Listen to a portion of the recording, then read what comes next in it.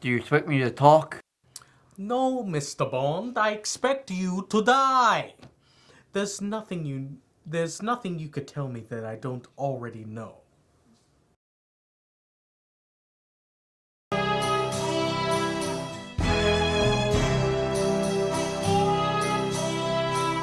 Goldfinger, he's the man with the midas. Hello, welcome back to the Real Screen Team. I'm Major Thomas. I'm here with my partner, in crime, Christopher Johnson. Hello, everyone. And we're continuing our James Bondathon with the famous Goldfinger. Yes. I love this film. So should I go into an overview? Yep. Sure. Goldfinger is a 1964 spy film based on the 1959 novel of the same name, written by Ian Fleming. The film was produced by Harry Saltzman and Albert R. Broccoli and directed by Guy Hamilton. The film was adapted by Richard Maybaum and Paul Den. The film stars Sean Connery in his third film as James Bond. And it stars, of course, Sean Connery, Honor Blackman, Gert Frobe, and Shirley Eaton. This is the first Bond film to win an Academy Award with Best Sound Editing. Mm-hmm. You want to get into the synopsis? Sure. Bond investigates gold smuggling by gold magnate Auric Goldfinger and eventually uncovers Goldfinger's plan to bomb and radiate the United States Gold. Well, yeah, gold depository at Fort Knox.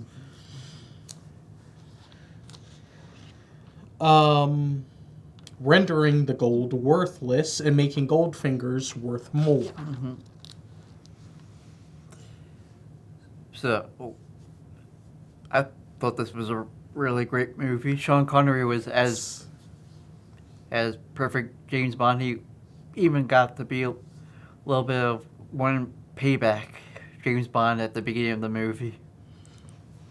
Yes. I mean, this is him in absolute top form. This is Sean Connery at his best. I mean, we get to see a little bit of him doing his normal spy espionage in the beginning. You know, him wearing that scuba suit with the helmet of a seagull on it. Him trying to woo this girl that turns out to be a double agent, and then him getting into an ensuing fight. Just perfect.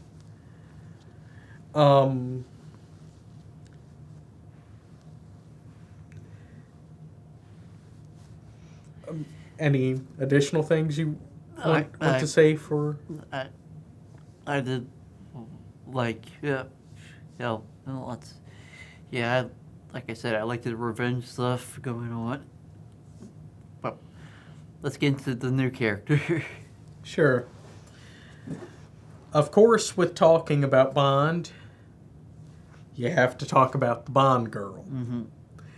And they had like 2 teased Bond girls at the beginning. Well, yeah, with Jill Masterson and her sister Tilly Masterson. Yeah, played by Shirley Eaton and Tanya Mallet, respectively. Yep. They both were good for what little they got because, they get killed. One by taken out. Yeah, one by gold.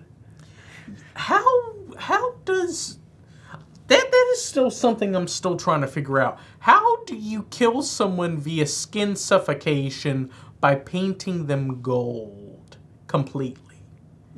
Apparently that is an actual thing, but I've never fully understood that. Yeah, she Someone explain this to me in the comments. Yeah, she gets killed after Sean Connery is Bond and insults the Beatles. Then he gets knocked out by Oddjob and she gets killed. That's what you get for insulting the Beatles. Daggone right. Which makes it ironic because Sean Connery does do a cover song of a Beatles song and years later. Oh, the irony. Yeah.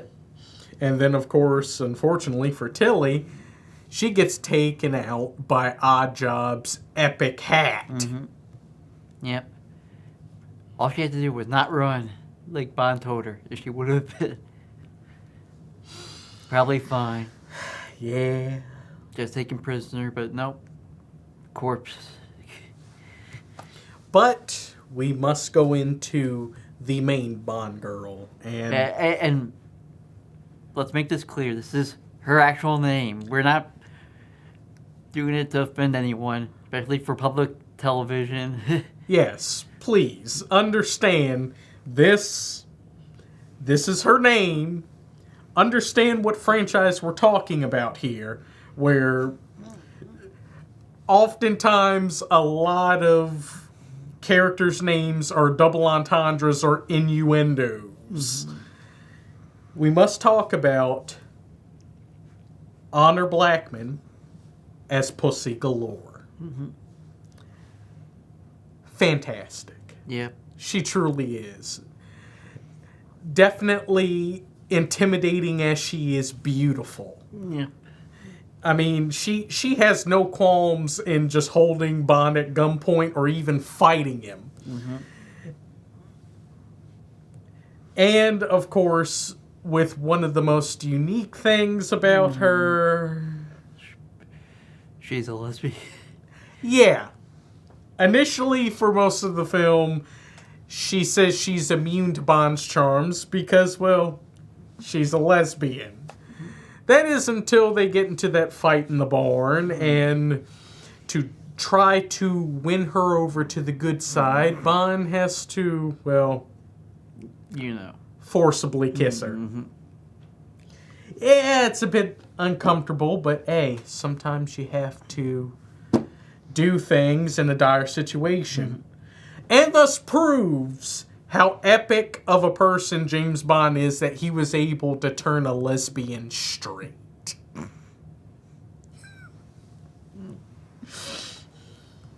But what did you think of Miss Galore? I like her. She took no qualms from Bond, and then she also became a little bit more sympathetic and figured when she found out Goldfinger's plans and all. Yeah, because dear God, it was diabolical, genius. And speaking of Goldfinger, let's talk about the villain. Oh, but before we talk about him, let's acknowledge how important Pussy Galore is to everything. I mean, she is actually really important. I mean, the woman is a master pilot. She has her own squad of female pilots known as Pussy's Flying Circus. And they're very strategic for Goldfinger's main plan. But, of course, once she's able to be turned over to the side of good, things don't necessarily turn out as Goldfinger wanted it to. Yeah. But, as you were saying, with Bond and the Bond girls, we have to talk about the Bond villain. And, of course, Gert Frobe as Auric Goldfinger. What did you think about Goldfinger? He was really kind of... It was kind of hard to take him seriously, especially with the look up on his face, looking like he was disgusted every time he talked. even when he was happy, he looked disgusted every time he talked. Let alone that he also was dubbed also. Yeah, because of the fact that Gert Frobe had kind of a thick accent. His dialogue was dubbed over by Michael Collins. But not all the time. Yeah. There were some instances where Gert Frobe was using his actual voice, mainly when he was explaining his plan to the benefactors. Yeah. Yeah, but of course he didn't like it when Bond trolled him on occasion. Man trying to win money, by cheating at playing cards. And then, Bond. And then I like to win. You're making me lose. I'm going to get you for this. then golf also. Yeah. I mean, the man was cheating at that, and then Bond outsmarts him by, you used the wrong ball. That means all your putting is moot. I win. Half of this movie is just Bond trolling Goldfinger, and it's great. And even though most of his time it's Bond captured by Goldfinger. Yeah. As great as this movie is, it's essentially Bond just running into or being held captive in things. But I love it, though. And in my opinion, Goldfinger is one of the best villains of this whole franchise. The man is equally as charismatic as he is diabolical. I like the fact that he has that disgusted look at people, or, how he looks when he's plotting, or how he shows potential glee in seeing Bond die. Yeah. I just love it. And the fact that the man has quite possibly one of the best plans a Bond villain can have. I mean, with Dr. No, I'm just going to mess with the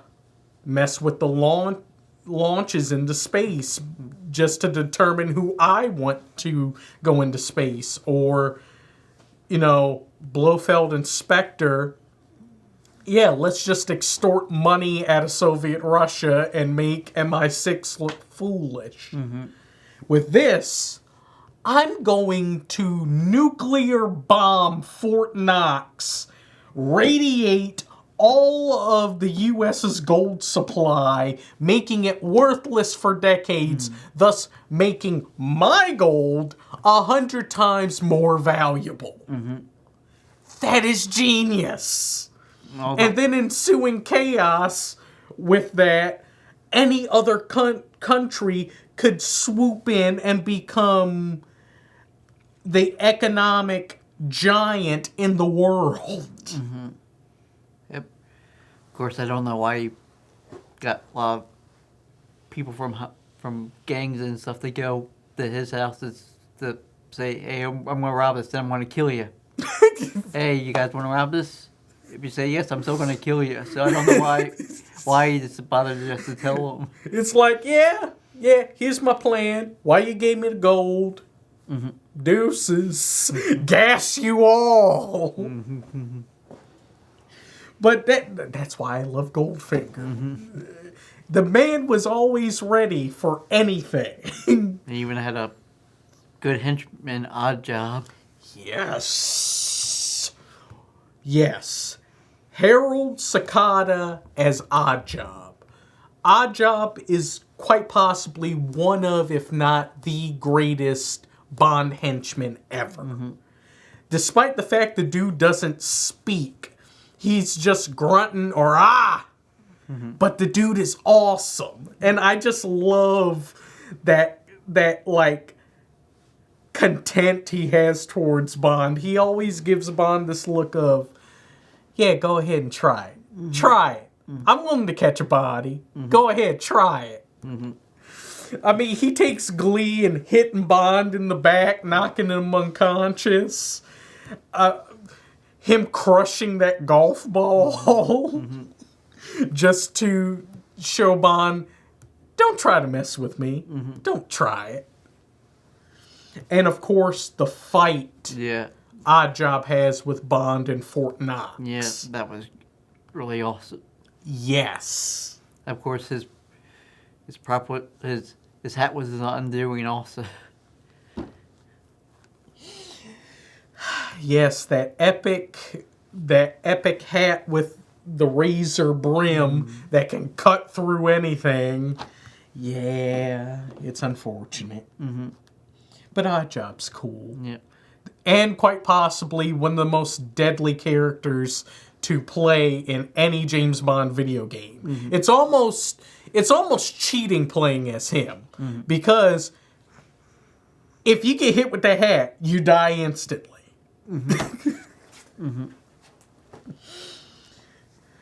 Though, of course, we do have to discuss some recurring characters. Yep.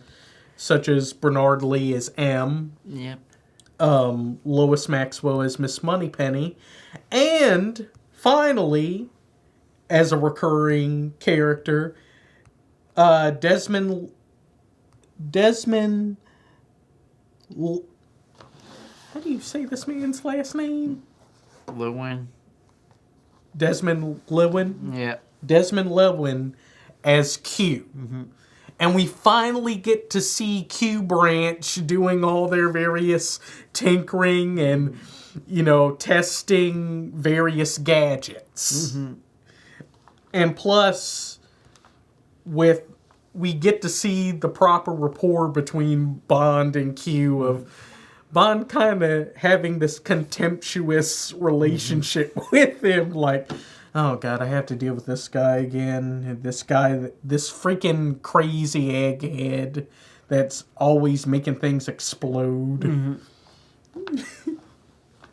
But with meeting up with Q, we get quite possibly one of the best things Bond gets from Q Branch. That sweet, beautiful Aston Martin DB5. Oh my God, that car is fantastic. It's fantastic. And the fact that it has all these booby traps and gadgets to evade villains, stop people, freaking ejector seat. Just fantastic. I mean, what did you think? Yeah, it was really cool for the time it spent before he got captured. Of course, then we get a return of an ally from a previous movie. Yeah. We see Felix Leiter again, but played by Keck Linder. Yep. He was actually pretty good as Felix. Not as good as Jack Lord, but he was good. The reason he was recast because Jack Lord wanted too much money for his return. And then soon he signed up to be a part of Hawaii Five-0. Yeah.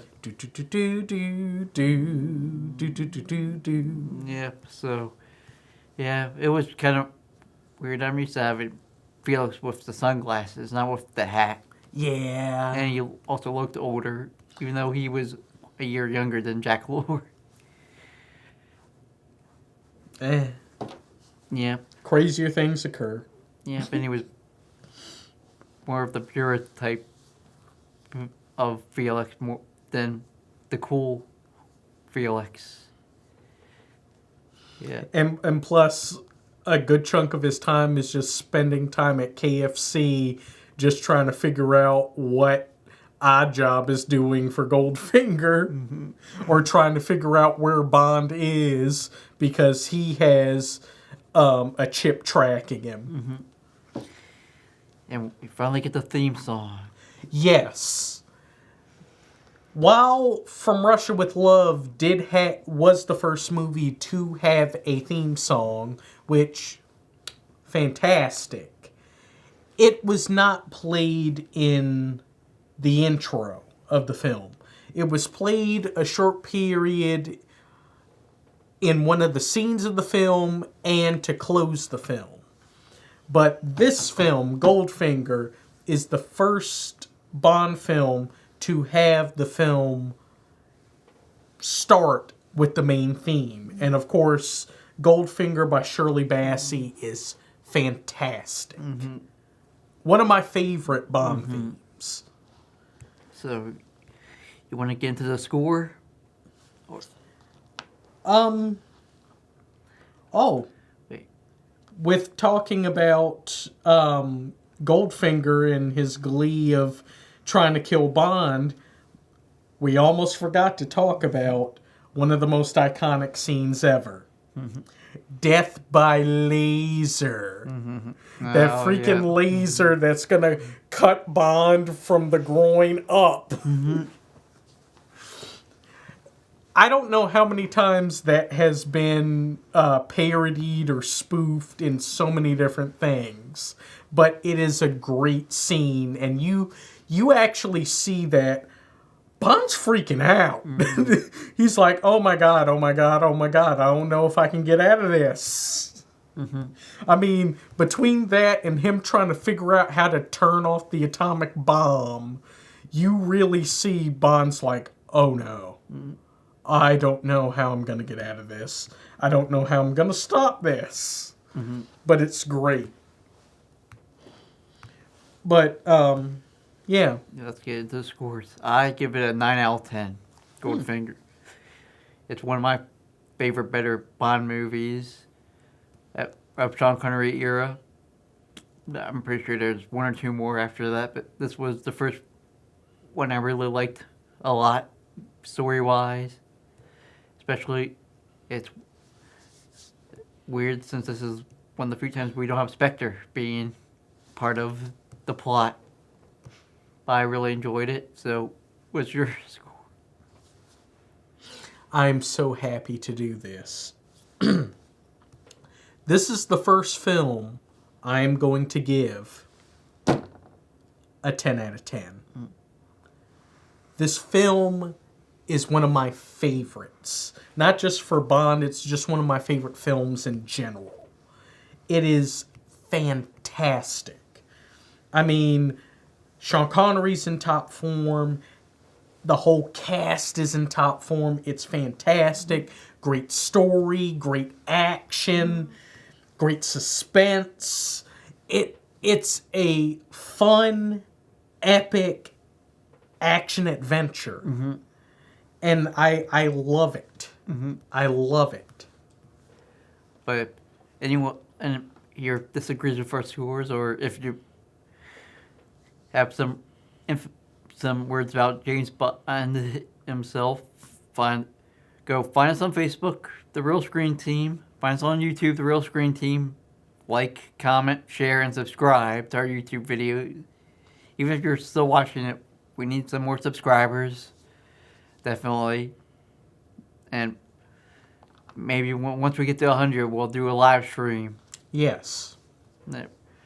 But our next James Bond movie for the Bondathon will be Thunderball. There. So, you want to roll us out? Sure. Thank you all for coming. Definitely come back and watch us again. Remember to like, comment, subscribe, and share. It definitely goes a long way. Thank you. Let's fade to black.